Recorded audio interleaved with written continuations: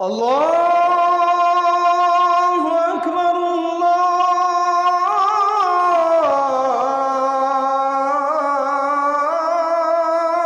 আকবার। অন্তরকে কিভাবে বিনয়ী বানাবেন বোঝার চেষ্টা করেন। অনেক টাকা থাকলে অন্তর বিনয়ী হবে না। আপনি অনেক লোকজন আপনার পিছনে ঘুরে আপনি বিনয়ী নাও হতে পারেন। ক্ষমতার চেয়ারে আপনি বসছেন, বিনয়ী নাও হতে পারেন। অনেক জ্ঞানী আপনি হয়েছেন, বিনয়ী নাও হতে পারেন। আল্লাহর ভয় যদি কলিজায় থাকে, যিনি বিনয়ী বানায় দেন তিনি কে? খলিফাতুল মুসলিমিন হযরত ওমর বক্তব্য দিচ্ছেন। মহিলা দ্বারা বললেন, ওমর আপনি ভুল করেছেন।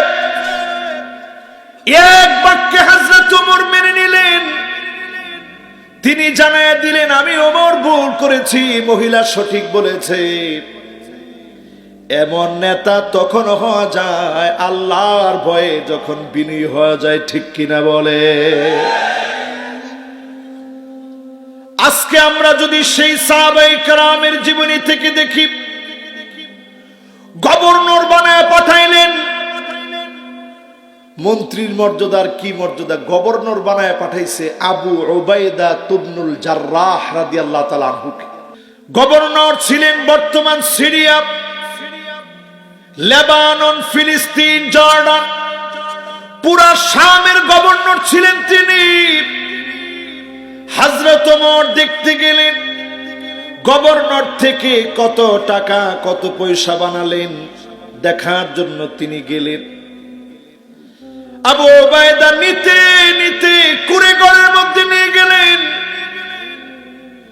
জীর্ণ শীর্ণ কুঁড়েঘর, এমন জীর্ণ শীর্ণ বাড়ি, বসার মতো কোনো জায়গা দিতে পারে নাই। সামান্য খেজুর গাছের পাতা দিয়ে পাটি বানিয়েছে, এমন একটা পাটি।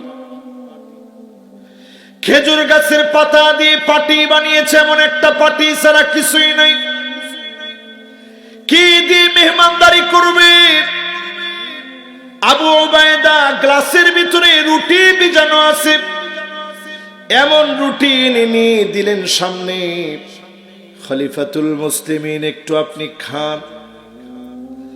হযরত ওমর দেখে আবু উবাইদাকে বললেন, আবু উবাইদা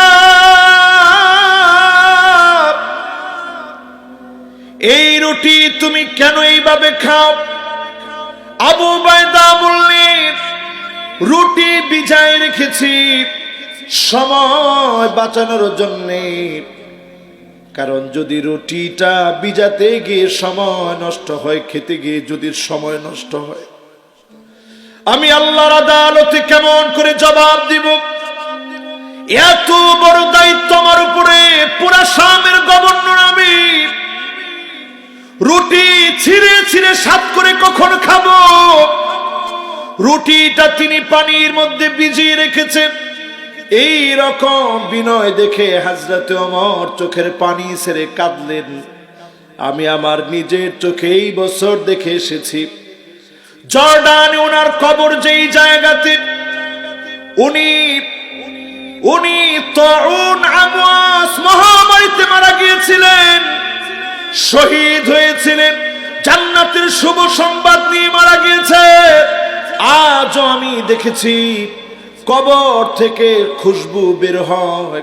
পুরা জর্ডানের সব লোক জানে আবু উবাইদার কবর থেকে এখনো খুশবু বের হয়। জোরে কোন আল্লাহু আকবার। ইউটিউবে আপনারা সার্চ করে দেখবেন, এখনো পর্যন্ত 2024 চলে, কবর থেকে খুশবু বের হয়। আল্লাহ বুঝায় দিলেন, দিন প্রতিষ্ঠার জন্য যারা বিনয়ী হয়েছে তাদেরকে যিনি জান্নাতের জন্য কবুল করে নিয়েছেন তিনি কে? উদখুলুহা বিসালাম।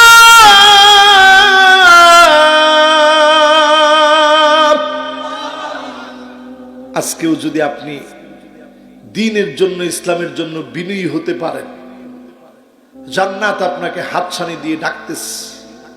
আজকে যে আয়াত তেলাওয়াত করছে আপনাকে হাতছানি দিয়ে ডাকছে, আল্লাহ বলছে নিশ্চিত তোমাকে জান্নাত দেওয়া হবে। জোরে করে আল্লাহু আকবার।